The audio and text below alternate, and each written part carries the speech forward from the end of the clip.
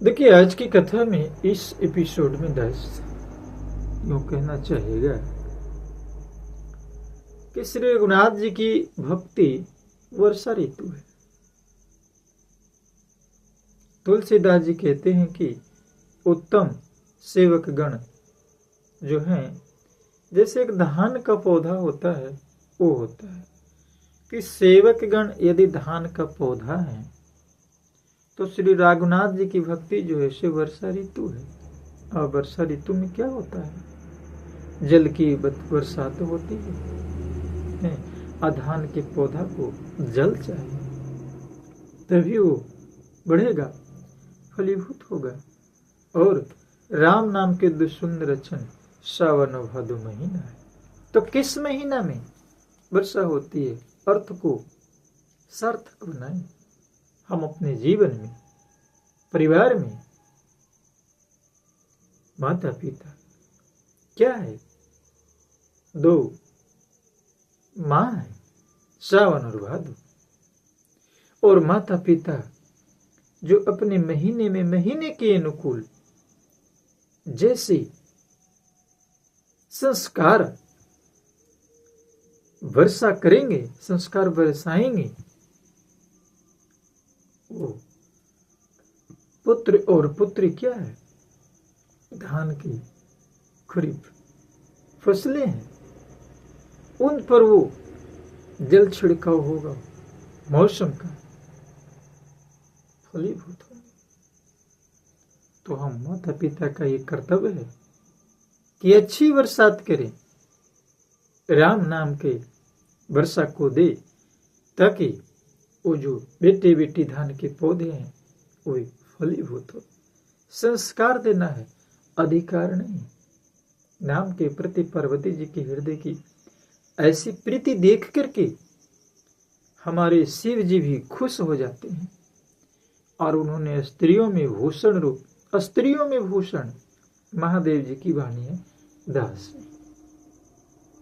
हर से हेतु हेरी हरे ही को आकिए भूषण तिये भूषण ती को नामे प्रभाव जाने शिव नी को काल कोटे फलो देने अमी को काल कोटे।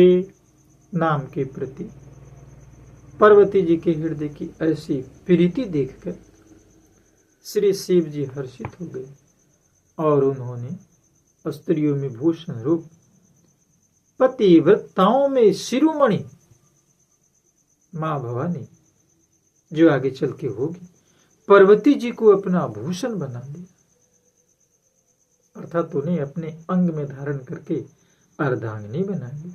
ये नाम का प्रभाव है, ये नाम का प्रभाव है। क्षमा करेंगे, हम शिव जी की चर्चा करते हैं। शिव चर्चा कुछ लोक में प्रचलित है, वेद रीति है कि नहीं ये दास नहीं जानता, लेकिन लोक रीति में दिखता है दास कि अपनी अपनी भाषा में, अपनी अपनी संस्कारों में शिव जी की चर्चा होती है। लेकिन जो हमारा आदि अनादि श्री रामचरितमानस में श्री शिव जी ने राम के विषय में क्या चिंतन किया है, क्या समाज को, संसार को दिया, हम दुर्भाग्य है कि उसे समझ नहीं पाते। आज जो परमात्मा से विमुख होते जा रहे हैं, हम उन्हें जोड़ नहीं पाते, कारण कि हम संस्कारहीन हो चुके हैं। कमी हम में है कि हमारे कुछ लोग धर्म विरुद्ध आचरण में लगे रहते हैं। आज खान पान, रहन सहन पर कुछ लोग खुली छूट दे रखा है।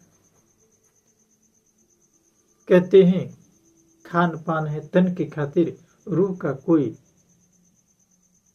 संबंध नहीं।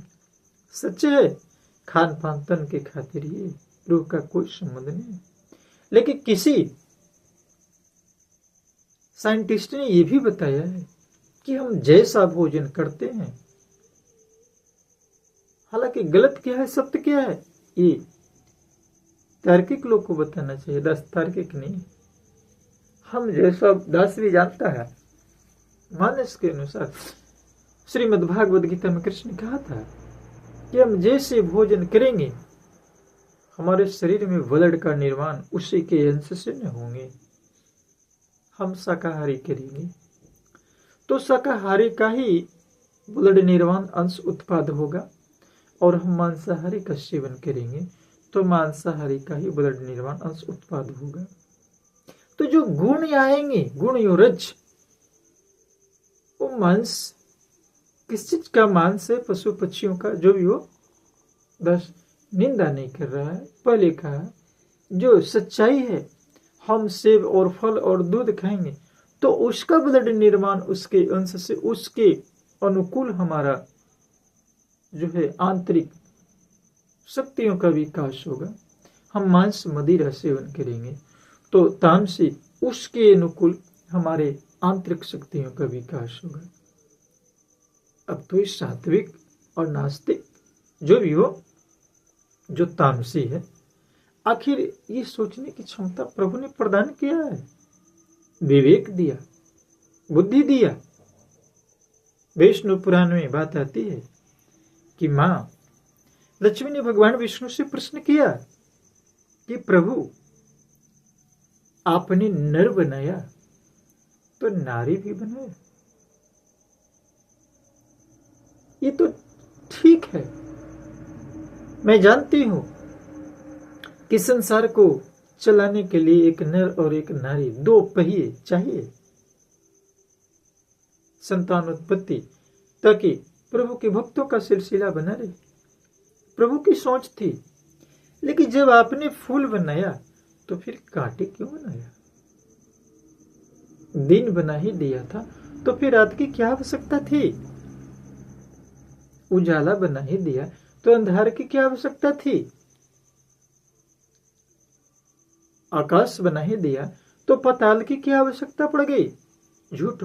सत्य बना ही दिया तो झूठ की क्यों आवश्यकता? प्रभु मुस्कुराते हैं, कहते हैं देवी आप जाने, यानी कोई व्यक्ति को किसी केवल सुख की ही अनुभूति हो तो दुख की परिभाषा वो कैसे जानेगा? हमने केवल फूल बनाकर छोड़ देता तो कांटे के दर्द को कैसे पहचान पाता? हम केवल सुख बना देते तो उससे घमंड और तमाम तरह के अभिमान जैसे रोगों का शिकार होना पड़ता। इसलिए दुख भी बनाया है। जब एक पुरुष के लिए एक स्त्री की आवश्यकता है, जब एक स्त्री को एक पुरुष की आवश्यकता है संसार की गाड़ी के पहिए को चलाने के लिए, तो दिन को रात की आवश्यकता होगी ना, सुख को दुख की आवश्यकता होगी ना। बायां है तो दायां होना चाहिए नहीं, आगे है तो पीछे भी होनी चाहिए नहीं, तो तर्क है तो कुतर्क भी होनी चाहिए नहीं। लेकिन हमने मनुष्य को विवेक दिया है, हमने मनुष्य को वाणी दी है, हमने मनुष्य को बुद्धि दिया है और किसी को नहीं दिया। अब उस विवेक का उपयोग सदुपयोग में होता है या दुरुपयोग में कर दे, ये तो विवेक पर डिपेंड करता है। मैं उसके अनुसार ही आचरण करता हूं। मां लक्ष्मी कहती ही धन्य है प्रभु, धन्य है प्रभु। नहीं, तब तो तुलसीदास ने ठीक ही कहा कि गिरा अर्थ जल बीची सम, गिरा अर्थ जल बीची सम, कही अत भीन न भीन, अबंदो सीता राम पदे, चिन्ह परम प्रिय खीन। सियावर रामचंद्र की जय।